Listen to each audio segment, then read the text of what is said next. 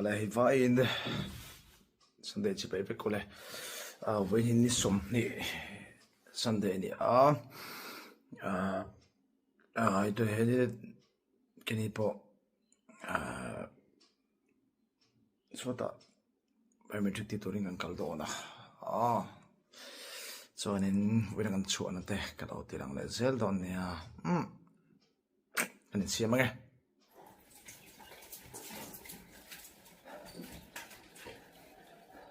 Đây kan sim sawa chuanin hei kan chuk do la to in chuanin engeng ma te kan patinga chuan chumi zo chuan khom do ring kal lenga ka lang sel do ni o kan chuan lai te kan tirang do ne thank you ala hei to hianin biometric kal lenga hei fat tende tang ru mai kan rita lui mai ni kan fa mach hon ve rup pangai ei karumpo karia kina ei lei to na ni ula ka thlen na hi mal som run ti ni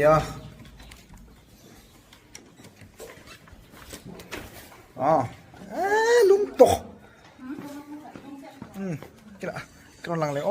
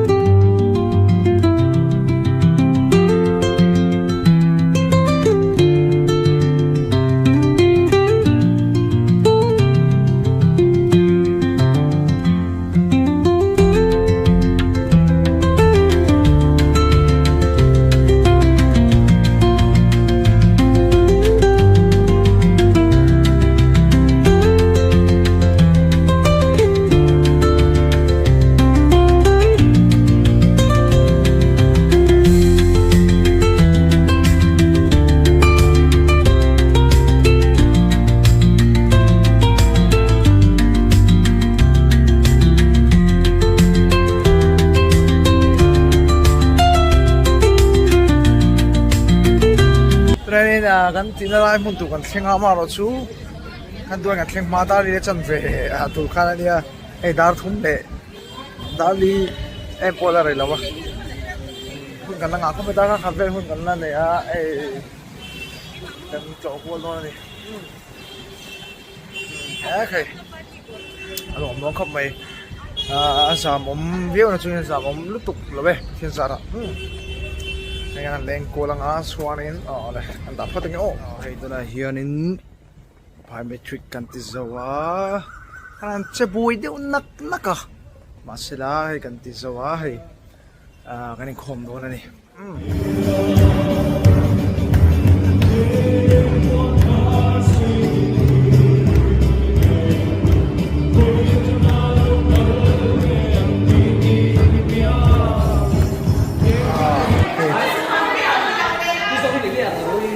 cái này rồi nó xuống đến này hiện tệ tùy đó khóc mày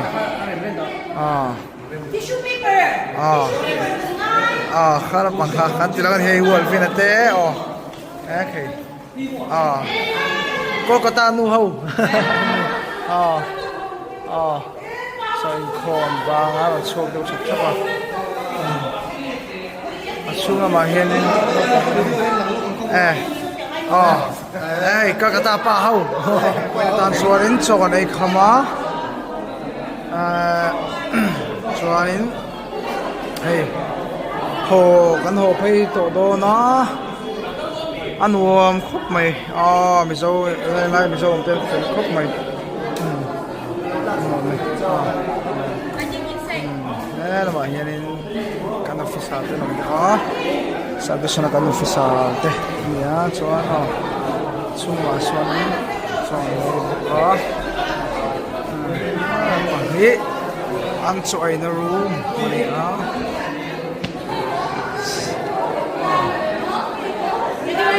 mới rồi em rồi lâu lắm ale ale hay hay là mà bây giờ mà thế là đây là lò xếp bác chú con tiền hàng lò anh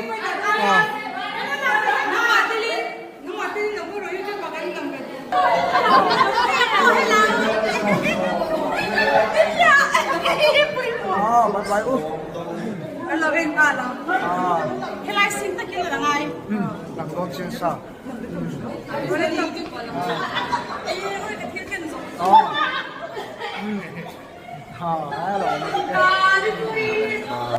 với tăng trung khati song khani se alum em á alum ani chu mang chuanin kanin bualanga in fa in mutiu mule phatang với tăng trung kan chuan chu khati song khani se la nak tuk lamate khan chur se don yo chuanin nak tuk lam chu em prepare le again yang thil sang sang Kolkata thil sang sang te dinosaur park te hello Kolkata New York te mà tao đó đi chu bangin viewers song song te in fa in một tui mang trà vek ole một tui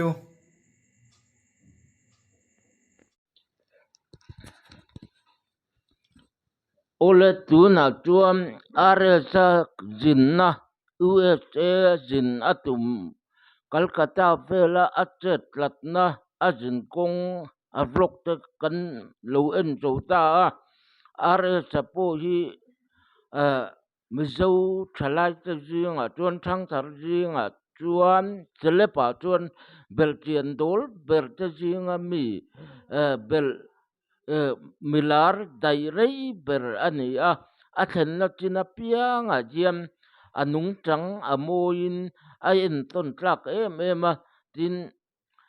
ama nun chia pojian idol lo lani turte ama angal laron lar chuak ve turte khovel ma laron pholang turte po tam takkan omang amai ro chu rs nuna jen en ton tur jir tur tam takkan nei ti hetiang lama jai lama kalte po jiam kan thiat apoi mo a kan thiam na kan theina kan fin na pangjian kan cheve la mi te ne na chan chin cha puang chuak tur le khil tur hiam pathian nam than te pathian in ajon chuate amal som na tin renga avur te kan ni ti kan thiat apoi mo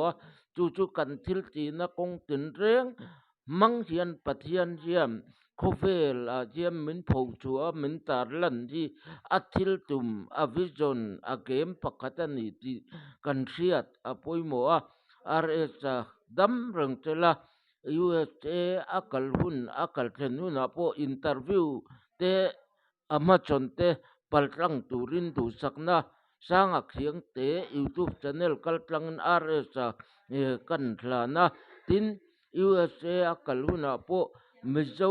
nun mizo culture lau lo tur le mizo pa ani na mizo tlangwal ani na pho lang jel turin du sakna kalana luang taka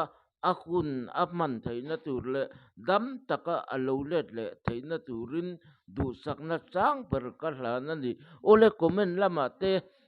viewer te kan mu dan te thlir tum mi puiten rs kan mu dan te kan ngai dan te kha a chelam pon a thalo a positive jong pon a negative jong pon a comment thei reng ani ti kha lo se la kan ngai dan kan mu dan dik tak ka in kha khung hau lo wa i ron soi komena ron soi turin thir tu mui pui te in chava in ka som chewin kan ngen tak meu chowa sanga khiang te youtube channel hi like share comment subscribe lo tu chau turin thir tu mui pui te kan som chewin kan ngen tak meu chew ani ole du tok don phot ila RSA channel te kan subscribe to a i a vlog te emo a live te emo a thara piang kan ron react tho kan ron update tho zel tura nga yang o pathian in tam na le christian na tha te min penga fin na le rem thiat na te po min peanga thei na te po min pe zel tura nga ila voin ni atan chon du tok phot mai ila in sa va in voin ni hun man nuam bye bye vek kule